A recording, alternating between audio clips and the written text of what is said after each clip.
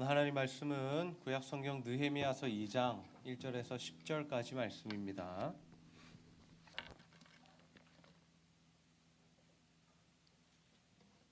느헤미야서 2장 1절에서 10절까지 말씀 우리 한 절씩 교독하여 읽도록 하겠습니다.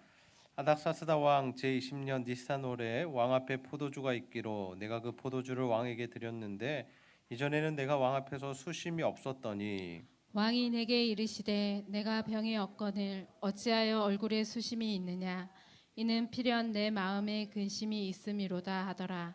그때 내가 크게 두려워하여 왕께 대답하되 왕은 만세수를 하옵소서. 내 조상들의 묘실이 있는 성읍이 이제까지 황폐하고 성문이 불탔사오니 내가 어찌 얼굴에 수심이 없사오리이까 하니 왕이 내게 이르시되 그러면 내가 무엇을 원하느냐 하시기로 내가 곧 하늘의 하나님께 묵도하고 왕에게 아뢰되 왕이 만일 좋게 여기시고 종이 왕의 목전에서 은혜를 얻었사오면 나를 유다 땅 나의 조상들의 묘실이 있는 성읍에 보내어 그 성을 건축하게 하옵소서 하였는데 그때에 왕후도 왕 곁에 앉아 있었더라. 왕이 내게 이르시되 내가 몇 날에 다녀올 길이며 어느 때에 돌아오겠느냐 하고 왕이 나를 보내기를 좋게 여기시기로 내가 기한을 정하고 내가 또 왕에게 아뢰되 왕이 만일 좋게 여기시거는 강 서쪽 총독들에게 내리시는 조서를 내게 주사 그들이 나를 용납하여 유다에 들어가기까지 통과오게 하시고 또 왕의 삼립감독 아삽에게 조서를 내리사 그가 성전에 속한 영문의 문과 성곽과 내가 들어갈 집을 위하여 들보로 쓸 제목을 내게 주게 하옵소서 하매 내 하나님의 선한 손이 나를 도우심으로 왕이 허락하고 군대 장관과 마병을 보내어 나와 함께 하게 하시기로 내가 강 서쪽에 있는 총독들에게 이르러 왕의 조서를 전하였더니 호론 사람 산발락과 종이었던 암몬 사람 도비아가 이스라엘 자손을 흥황하게 하려는 사람이 왔다 함을 듣고 심히 근심하더라. 아멘. 오늘은 하나님이 도우십니다. 하나님이 도우십니다라는 제목으로 하나님의 말씀을 전하도록 하겠습니다. 오늘 이 수요일 저녁에 하나님의 은혜를 사모하여 나온 여러분 모두를 환영하고 축복합니다. 우리 옆 사람과 한번 인사하겠습니다. 잘 오셨습니다. 오늘도 우리가 하나님 말씀 붙들고 살아계신 하나님 앞에 기도할 때 하나님 주시는 능력과 은혜를 경험하는 이 밤이 되시기를 주님의 이름으로 축복합니다. 오늘은 하나님의 손, 하나님의 손길, 하나님의 선한 손에 대한 말씀 함께 나누고자 합니다. 여러분은 삶 속에서 하나님의 이 살아계심 그리고 하나님의 도우심을 경험하는 삶을 살아가고 있으십니까? 우리가 이 땅에서 하나님 나라를 세워간다라는 것, 우리가 이 땅에서 하나님을 위하여 산다라는 것은 쉬운 일이 아닙니다. 우리의 힘과 또 우리의 지혜와 우리의 능력으로는 그 일을 절대로 감당할 수가 없다라는 것이죠. 그래서 우리가 하나님 나라를 위하여 헌신하기 위해서는 특별히 하나님 나라를 세워가기 위해서는 무엇이 필요하냐면 하나님의 도우심이 필요하다라는 것이죠. 하나님의 주권적인 능력과 하나님의 이 도와주시는 은혜가 우리의 삶에 임해야 우리가 하나님 나라를 세워갈 수 있는 삶이 된다라는 것이죠. 우리가 살펴보고 있는 이 느헤미야서의 느헤미야는 하나님 나라를 향한 거룩한 비전을 가졌습니다. 우리가 지난 주일 오후 예배 때 함께 말씀을 나누었는데 이 느헤미야는 자신의 백성들의 어려움 그리고 이 유다 이 예루살렘 성과 또 성벽이 무너졌다라는 그 소식을 듣고는 그것을 이 회복시켜야겠다. 그것을 재건해야겠다라는 거룩한 꿈이 생겼죠. 그러나 그가 그 일을 이루는 일에는 참 많은 어려움이 있었습니다. 가장 먼저 그가 극복해야 했던 일은 무엇인가 하면 자신이 지금 왕을 섬기고 있었는데 자신이 술관원으로 있었는데 그 일을 중단하고 이 예루살렘으로 넘어오는 일이었죠. 그 일은 쉬운 일이 아니었습니다. 왜냐하면 이 왕의 술관원이라는 것은 아주 중요한 직책이고 참 중요한 자리였기 때문이죠.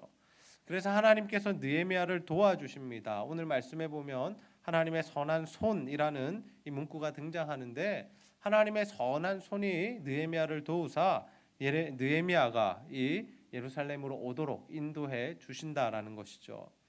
그래서 오늘은 우리가 이 말씀을 함께 살펴보면서 어떻게 하면 우리가 하나님의 도우심을 입는 하나님의 도우심을 받는 삶을 살 수 있을까에 대한 내용을 함께 살펴보고자 합니다. 바라기는 여러분 모두가 정말 일평생 하나님 편에 서서 하나님 나라를 위하여 헌신하는 삶을 사셔서 하나님이 도우시는 인생, 하나님이 함께 하시는 인생이 다 되시기를 주님의 이름으로 축복합니다. 여러분, 우리가 이 세상을 살아가는 동안에 하나님의 도우심을 경험하는 방법은 무엇이겠습니까? 그것은 바로 하나님 나라를 세워가는 일에 힘쓰는 것입니다. 우리 한번 따라해 보겠습니다. 하나님 나라를 세워가기 위해 힘씁시다. 우리가 하나님 나라를 세워가기 위해 힘쓸 때 하나님께서는 우리를 도와주시죠. 왜요? 그 일이 하나님 입장에서 가장 귀한 일이고 하나님 기뻐하시는 일이고 하나님께서 원하시는 일이기 때문이죠. 다시 말해서 하나님 나라를 세워가는 것은 우리의 일이 아니라 하나님의 일이기 때문에 하나님이 직접 우리를 도우시고 우리 가운데 함께해 주신다라는 것입니다.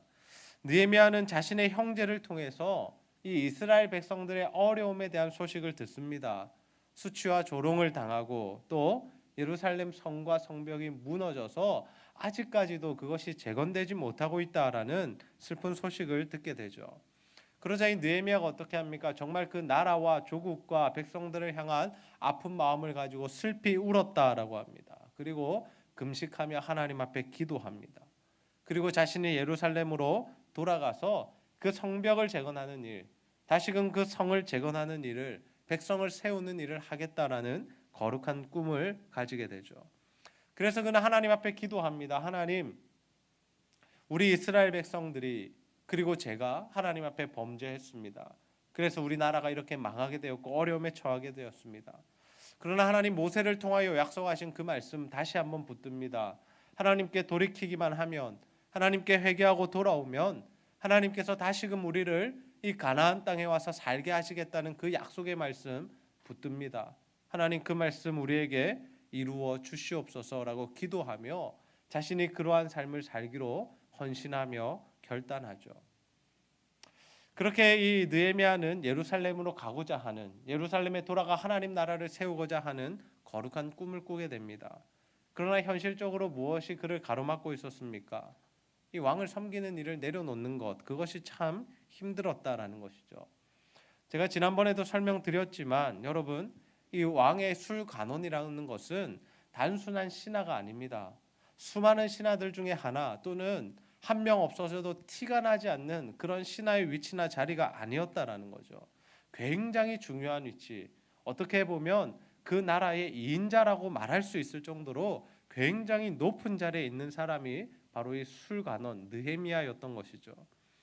그래서 그는 자신의 자리의 이 중요함을 알고 있었기 때문에 왕에게 아무런 말을 못하고 이야기하지 못하고 계속해서 오랫동안 기도하며 이 타이밍을 보고 있었습니다.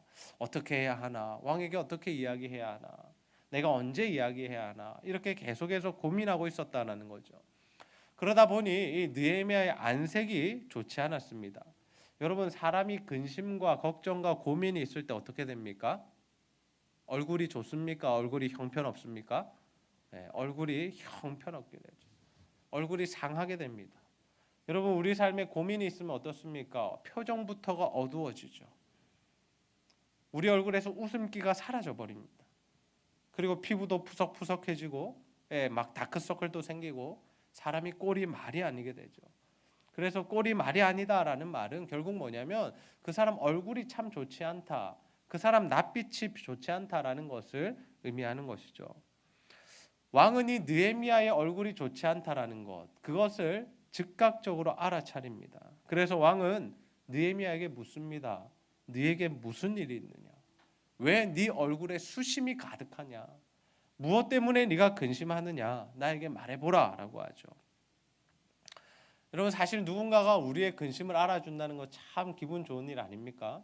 우리가 근심이 있고 어려움이 있고 슬픈 일을 당했을 때 아무도 몰라주고 아무도 우리를 배려하지 않고 아무도 우리에게 관심이 없으면 더 슬플 것입니다. 이럴 때 우리는 이런 표현을 쓰죠. 2번 죽는다, 이런 표현을 쓰는데, 그것이 아니라 누군가 나를 알아주고 내 형편을 살펴주고 나에게 물어봐주고 나의 아픔을 공감해 주는 것, 그것은 참 힘이 되는 일입니다.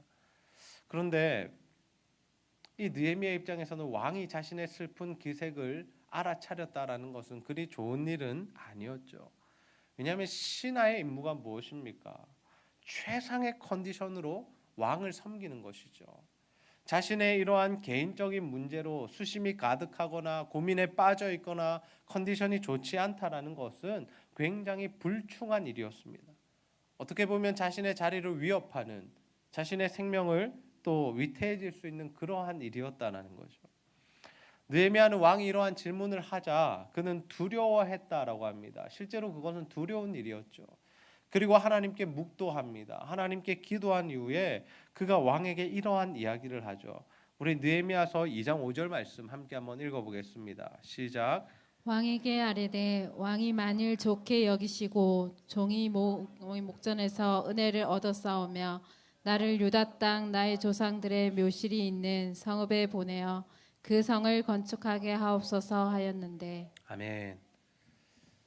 느헤미야가 대담하게 하나님께서 자신에게 주신 그 거룩한 꿈과 비전, 유다 백성들의 회복과 그 성벽을 재건하겠다라는 그 내용을 왕에게 이야기합니다.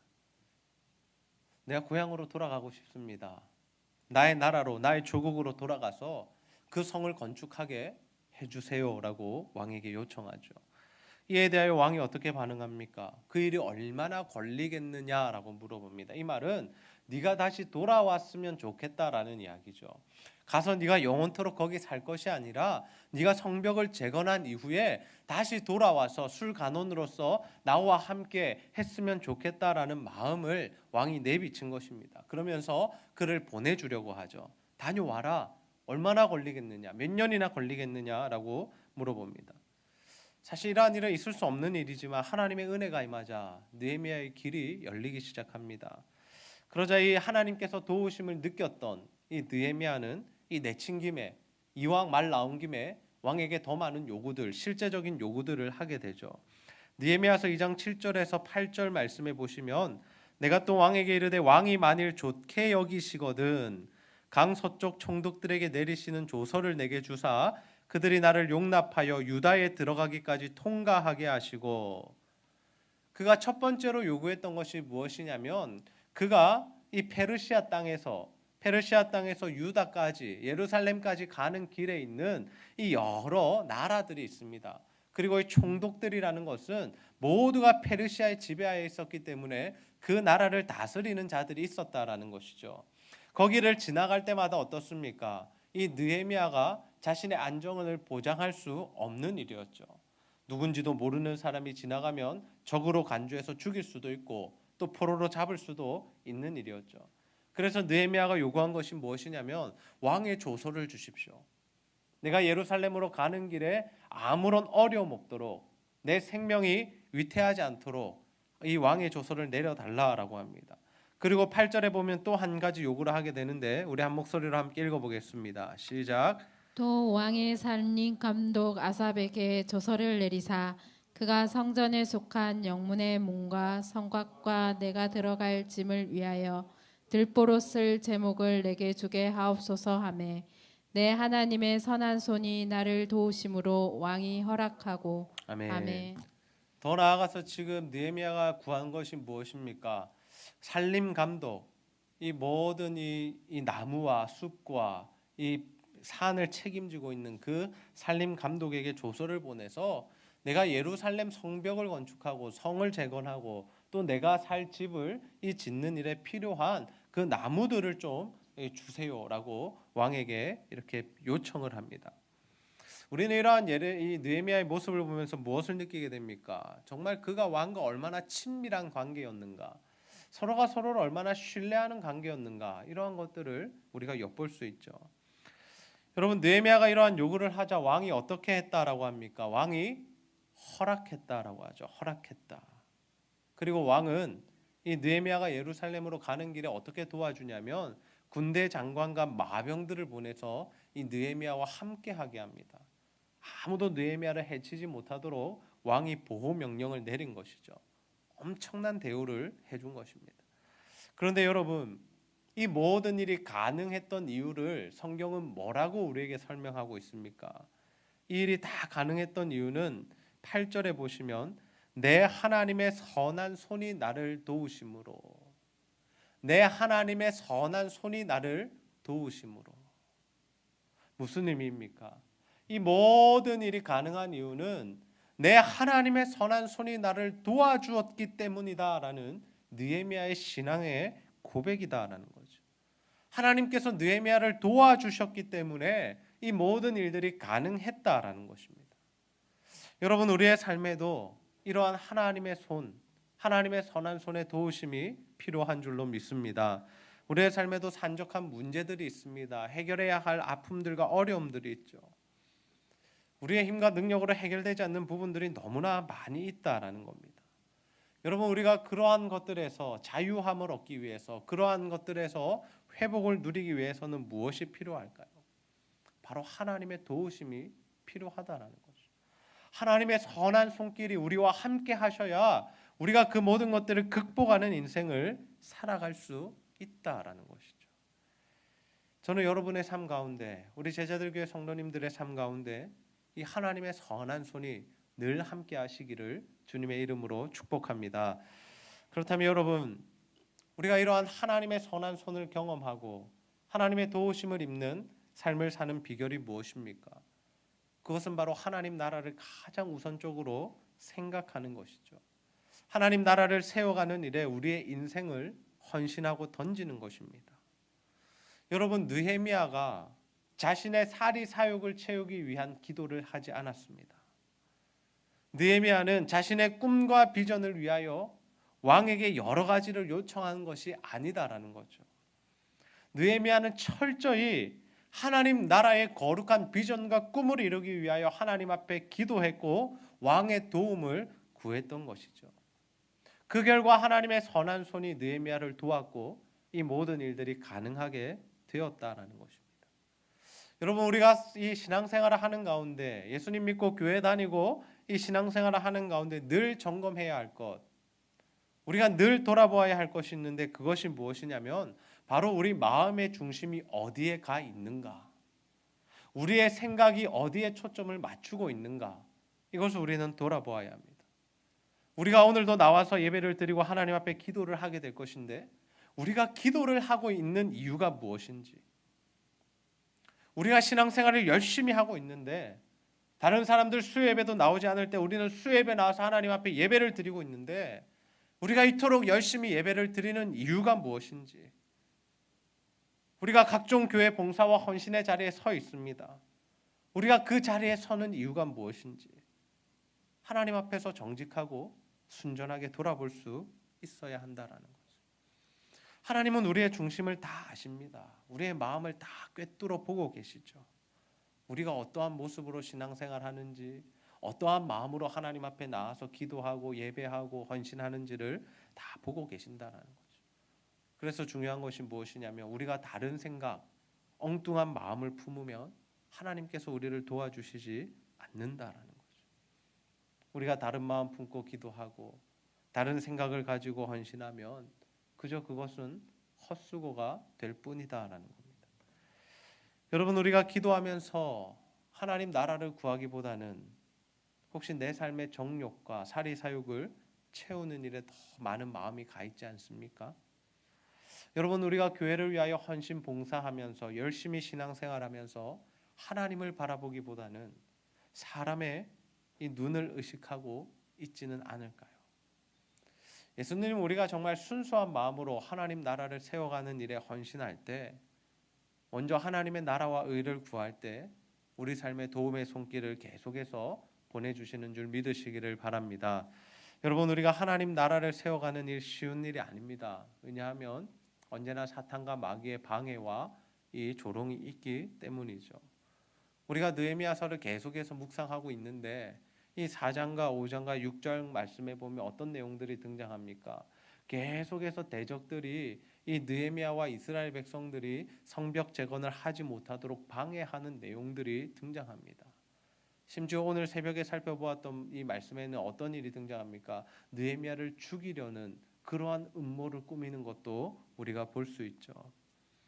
그런데 여러분, 우리가 하나님 나라를 세워가고자 하는 그 거룩한 마음을 가지고 하나님 앞에 헌신하면 하나님께서 우리의 삶 가운데 늘 함께 해주시고 우리를 도와주시는 줄로 믿습니다. 하나님 나라를 위하여 우리에게 건강이 필요하죠. 하나님 나라를 위하여 우리에게 물질도 필요합니다. 하나님 나라를 세워가는 일에 때로는 힘과 능력도 필요합니다. 그 일이 하나님 나라를 위한 일이라면 하나님께서 우리에게 허락해 주신다라는 거죠. 왜요? 하나님 나라가 세워져야 하니까요. 하나님 나라가 세워져야 하니까. 하나님께서 때로는 우리를 높여주시기도 하시고 때로는 우리의 병을 고쳐서 쓰시기도 하시고 우리에게 많은 물질의 복을 허락하시기도 하신다라는 거죠. 그러나 그것이 반대가 되어서 우리가 그러한 것들을 추구하고 그러한 것들의 욕심을 내면 우리는 그것들도 잡을 수 없을 뿐만 아니라 하나님 나라를 세워가는 이 일에 쓰임을 받지 못한다는 거죠. 여러분은 과연 무엇을 위한 삶을 살아가고 있으십니까? 정말 여러분의 마음 가운데 여러분의 중심에 하나님 나라를 향한 그 마음이 있으신가요? 날마다 하나님 앞에 기도하며 날마다 하나님 앞에 헌신하면서 정말 내가 하나님 나라를 위해 살고 싶습니다라는 그 거룩한 마음이 여러분의 마음 가운데 있으십니까? 우리는 하나님 나라의 백성입니다. 비록 우리가 이 땅을 살아가고 있지만 이 세상에서의 삶을 살아가고 있지만 이 세상이 우리의 본향이 아니다라는 거죠. 그래서 우리는 이 세상에 목숨을 걸지 않아야 합니다. 우리는 하나님 나라의 목숨을 걸어야 하죠. 그것이 진정 지혜로운 사람인 것이죠. 이런 설교를 하는 저 자신도 목회자가 되고 하나님 나라를 위해서 살겠다라고 결단했지만 때로는 세상의 일들에 목숨을 걸 때가 있습니다. 나의 자존심을 지키는 일에 또 나의 육신의 안락함을 위해 목숨을 걸 때가 있다라는 거죠. 사탄과 마귀는 늘 이러한 부분들에서 우리를 유혹합니다. 우리를 넘어지게 만듭니다. 하나님 나라를 보지 못하게 합니다. 오직 내 삶을 돌아보게 하고 오직 내 유익만을 찾게 하고 오직 내 안락함만을 추구하게 만들죠. 그래서 우리가 하나님 앞에 기도하지 않으면 우리가 하나님의 말씀을 묵상하지 않으면 우리도 모르는 사이에 그 유혹에 넘어가 버리죠. 그 유혹에 한 번, 두 번 넘어가 버리다 보면 어떻게 됩니까? 우리의 영이 다 죽어버립니다. 영적인 민감성들이 다 사라져버리고 결국에는 마귀에게 끌려가는 인생, 마귀가 가장 좋아하는 인생을 살게 되더라는 것이죠. 여러분, 저는 우리 제자들교회 성도님들 모두가 정말 하나님 나라의 거룩한 꿈과 비전을 품고 하나님 나라를 위해 헌신하는 자들이 다 되시기를 소원합니다. 그래서 이 땅에서 정말 하나님의 선한 손에 도우심을 받으며 하나님 나라를 힘있게 세워가는 저와 여러분이 다 되시기를 주님의 이름으로 축복합니다. 말씀을 정리하겠습니다. 오늘 우리는 느헤미야가 하나님의 도우심을 받는 장면의 말씀을 함께 살펴보았습니다. 느헤미야는 하나님 나라의 거룩한 비전을 위해 자신의 인생을 헌신합니다. 자신의 삶을 드리죠. 분명 지금 모습 그대로 사는 것이 이 세상이 말하는 성공과 행복을 추구하는 삶입니다. 충분히 누릴 수 있고 충분히 행복할 수 있고 충분히 떳떳하게 살아갈 수 있는 그러한 위치에 이미 올라 있는 사람이 느헤미야였죠. 그러나 느헤미야는 하나님 나라를 위해 그 모든 것을 포기해 버립니다. 그리고 예루살렘 땅으로 가고자 하죠. 그러나 그가 예루살렘으로 가는 길은 쉬운 일이 아니었습니다. 왕의 허락을 받아야 했고 자신의 안전이 보장되어야 했고 또 그 재건에 필요한 제목들, 즉 나무들이 많이 필요했죠. 하나님이 모든 것을 다 알고 계셨습니다. 그래서 어떻게 해주십니까? 하나님의 선한 손길로 그를 도와주시죠. 그로 말미암아 느헤미야는 왕의 허락도 받아냈고 왕의 군대를 통하여서 안전하게 예루살렘에 도착할 수 있었고 또 왕의 살림 감독을 통하여서 이 나무들, 제목들도 받을 수 있었다라는 거죠. 그가 하나님 나라를 위하여 헌신하자. 그가 정말 하나님 나라를 세워가는 일을 위하여 정말 꿈을 꾸고 비전을 품고 실천에 옮기자 하나님께서 그를 적극적으로 도와주셨다라는 겁니다. 여러분, 우리는 과연 무엇을 위하여 살아가고 있습니까? 여러분, 우리가 기도하는 이유는 무엇입니까? 우리가 신앙생활을 하는 이유는 무엇입니까? 우리가 하나님 앞에 헌신하고 봉사하는 이유는 무엇일까요? 저는 우리 제자들교회 성도님들 모두가 정말 하나님 나라를 가장 소중하게 생각하며 하나님 나라를 위해 여러분의 인생을 헌신하는 바치는 자들이 다 되시기를 소원합니다. 그래서 여러분의 삶 속에 정말 날마다 하나님의 이 선한 손길을 경험하며 정말 하나님 나라를 세워가는 일에 힘있게 능력있게 쓰임받는 자들이 다 되시기를 주님의 이름으로 축복합니다. 이 시간 한번 기도하겠습니다. 하나님 아버지 참 감사합니다. 오늘도 우리의 삶 가운데 하나님의 선한 손길을 경험하는 방법을 하나님 말씀 통하여 깨닫게 하시니 너무나 감사합니다. 느헤미야가 하나님 나라를 가장 소중하게 생각하며 자신의 모든 기득권들을 내려놓고 하나님 나라 세워가고자 헌신할 때 하나님께서 그 인생과 함께 해주시고 그를 도와주셔서 모든 것들이 이루어지게 되는 것을 보게 됩니다. 아버지 하나님, 우리도 하나님 나라를 가장 소중하게 생각하게 하시고 하나님 나라를 세워가는 일에 헌신하게 하여 주셔서 하나님의 도우심을 경험하며 특별히 하나님 나라를 세워가는 일에 귀하게 쓰임받는 모든 우리 성도들 될 수 있도록 인도하여 주시옵소서. 감사드리며 예수님의 이름으로 기도하옵나이다. 아멘.